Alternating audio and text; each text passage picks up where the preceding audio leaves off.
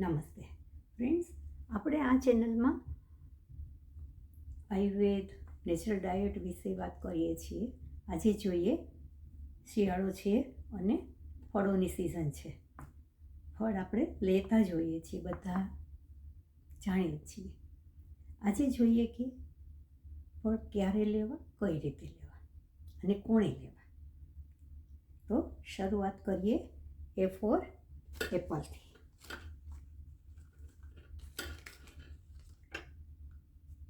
સફરજન બધા જ ભાવતા હોય છે અને એક મીઠું ફળ છે, પણ તેને જો સવારે ખૂબ સારી રીતે ધોઈ અને છાલ સાથે લેવામાં આવે તો વધારે લાભકારી છે, કારણ કે તેમાં ફ્લેવોનોઇડ છે, ફાઇટોકેમિકલ છે અને ફાઈબર ભરપૂર છે.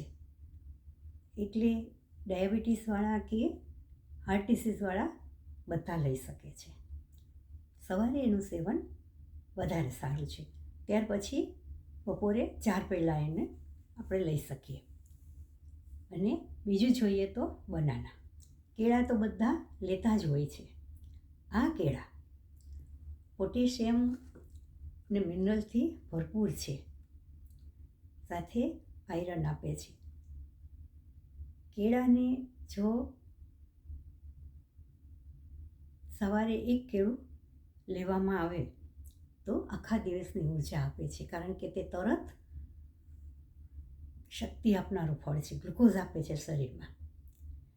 એટલા માટે ડાયાબિટીસવાળાએ કેળાનું સેવન બપોરે 12થી 4 પહેલાં કરવાનું, સવારે નથી કરવાનું, નહીં તો એની સુગર હાઈ થઈ જાય છે. એ જ રીતે કેળાને સ્પોર્ટ્સમેનને આપવામાં આવે છે, કારણ કે એ તાત્કાલિક એનર્જી આપે છે. એટલા માટે સ્પોર્ટ્સમેનને, રમતવીરોને આપવામાં આવે છે કેળા. એથી પણ વધારે કેળા કોન્સ્ટિપેશનવાળા લે છે તો તેના આંતર નરમ રહે છે અને કોન્સ્ટિપેશનમાંથી એને રાહત મળે છે. એ રીતે આપણે જોઈએ તો પોપૈયું. પોપૈયું એક એવું ફળ છે કે જેને સતત દરરોજ 1 મહિનો જો સવારે ખાલી પેટ લેવામાં આવે તો પેટ, આંતર એકદમ ક્લિયર થાય છે અને વિટામિન એ મળે છે, જે આંખના તેજ માટે, આંખની શક્તિ માટે ખૂબ ગુણકારી છે. એ રીતે જોઈએ તો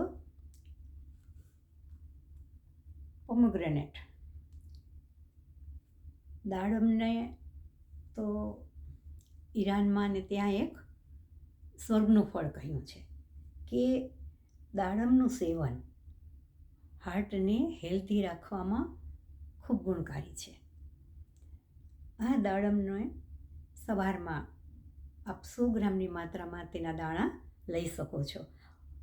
ફક્ત 1 મહિનો કોઈ પણ હાર્ટ ડિસીઝવાળા લે, એને હાર્ટ તો હેલ્ધી રહે જ છે, સાથે સાથે શરીરમાં જે LDL હોય છે તે નોર્મલ થાય છે. દાડમને આપણે જ્યુસ તરીકે ન લઈએ અને દાણાની રીતે જ કન્ઝ્યુમ કરીએ. જો ચવાતું નથી કે ઉંમર થઈ છે કે નાનું બાળક છે તો જ એનું જ્યુસ, પણ તે પણ તાજું કાઢીને આપવું જરૂરી છે. સાથે જોઈએ તો ઓરેન્જ. એક ઓરેન્જમાં વિટામિન સી પૂરતા પ્રમાણમાં મળી રહે છે, જે આપણી સ્કિન માટે ખૂબ લાભકારી છે. આ ઓરેન્જને લેવું છે તો જ્યુસ કરતાં એના કળીને સ્વરૂપમાં ખાવું વધારે સારું છે. અને એથી વિશેષ આ એક ફળ છે એવોકાડો, જે હવે ભારતમાં પણ મધ્યપ્રદેશમાં ખૂબ ખેતી થવા માંડી છે એની. તેમાં vitamin B1, B2, B3, B5 અને B9 સાથે પોટેશિયમ અને કેલ્શિયમ મળે છે. આ ફળને હિન્દીમાં મક્ખન ફ્રૂટ કહે છે. તેની અંદરનો પલ્પ એકદમ સ્મૂધ હોવાથી ઘણો ગુણકારી છે, ઘણા મિનરલ્સ આપે છે. પણ મિત્રો, તેને ફક્ત સપ્તાહમાં 2 જ વાર લેવાનું છે. એની અંદર એના 2 ચમચી પલ્પમાં જેટલા મિનરલ અને વિટામિન મળી રહે છે તેથી વધારે આપણું શરીર પચાવી નથી શકતું. એટલા માટે ઓછી માત્રામાં લેવાનું છે. મિત્રો, આપણે ફળો ખાઈએ, બધા લેતા જ હોય છે, કોઈને કાંઈ કહેવાની જરૂર નથી. અમે ડાયટમાં લખી આપીએ ત્યારે મારે ખાસ સૂચના આપવાની એ જ રહે છે કે જામ, જેલી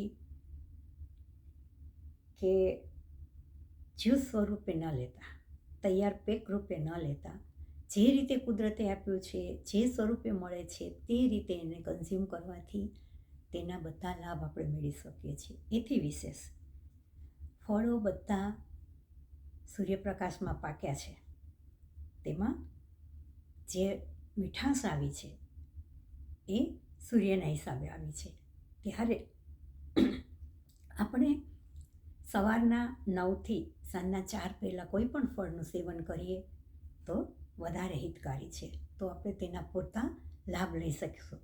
એથી વિશેષ કોઈ પણ વ્યક્તિને જો આપની જાણમાં હોય સાંધાના દુખાવા છે તો સફરજનની છાલ કાઢી આ છાલને સવારે ખાલી પેટે સિંધવ મીઠું નાખીને ચાવીને ખાવામાં આવે, એક સફરજનની છાલ ફક્ત 15 દિવસ, તો તેના દુખાવામાં ઘણો ઘટાડો થાય છે, ઘણી રાહત મળે છે. ફ્રેન્ડ્સ, જો આપને માહિતી સારી લાગી હોય તો ચેનલને લાઈક અને શેર કરશો. સ્વસ્થ રહો એ શુભેચ્છા.